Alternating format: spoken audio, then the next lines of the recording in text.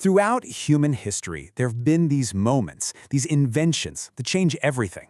Fire, the wheel, and right now, we are living through another one of those moments.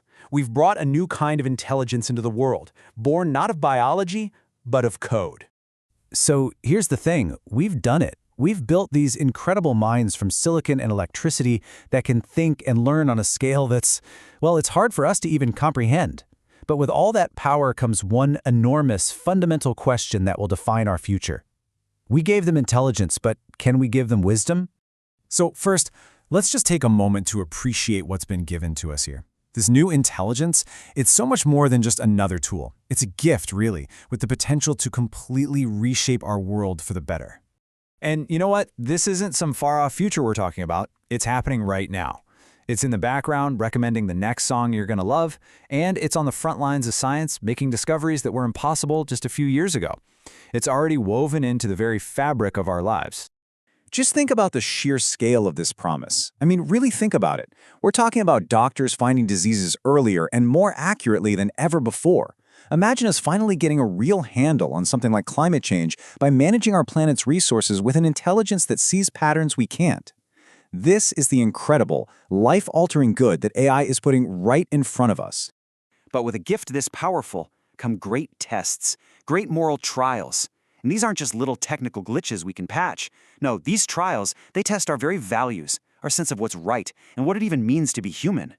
And on this journey, we face 5, let's call them trials. 5 great trials that we as a society have to navigate. You've got bias, privacy, security, accountability, and something that touches all of us, employment.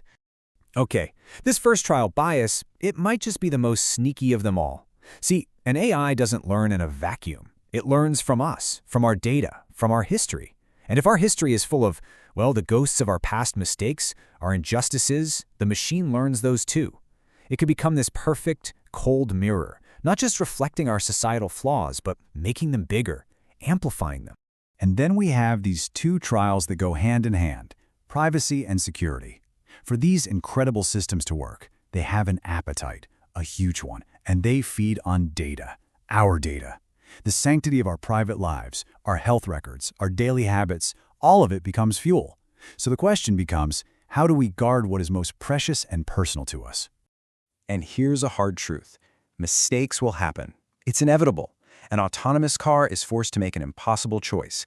A medical AI gets a diagnosis wrong. And in that moment, who answers for it?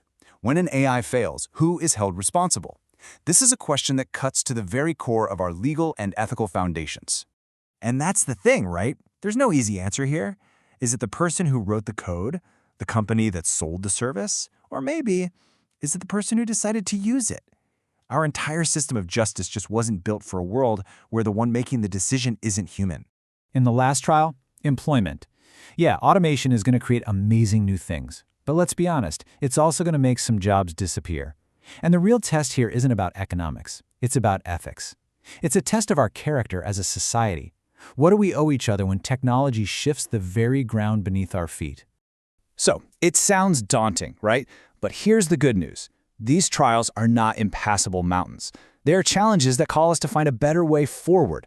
And that way is through a set of guiding principles, a moral compass for this new age. It's almost like a beautiful symmetry. For every trial, there is a guiding principle. To fight back against bias and unfairness, we have the principle of fairness. To cut through the confusion and opacity, we have transparency. And to guard against the errors of a machine left on its own, we have the most important thing of all, human oversight.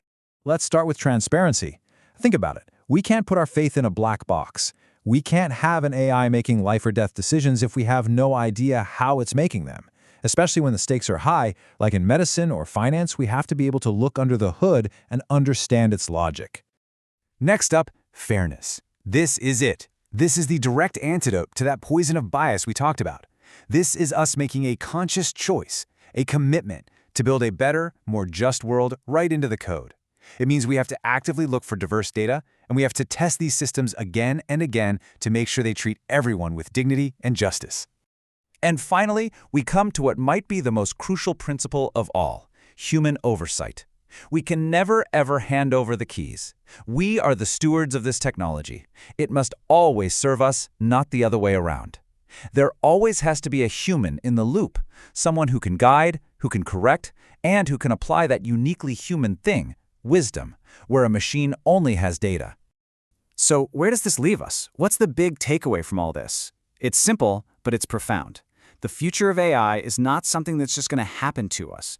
It's something we are all building together with every choice we make. And this really gets to the heart of it all. This is the moral center. We're past the point of asking if we should use AI. That ship has sailed. The only question that matters now is how. How do we do it responsibly? That is the great challenge of our time. You see, if we choose to walk this path, the one guided by fairness, by transparency, by human oversight, then we can truly embrace this incredible gift. We can unlock its immense power to solve our biggest problems, and we can make absolutely sure that its benefits lift up all of society, not just a select few. So in the end, remember this. The future of AI isn't really being written in lines of code, like Python or C++. No, the true source code, the code that will define our destiny, is written in our values. It's written in compassion, in justice, in wisdom. The world we build with AI will be a direct reflection of who we are. So let's write a beautiful future together.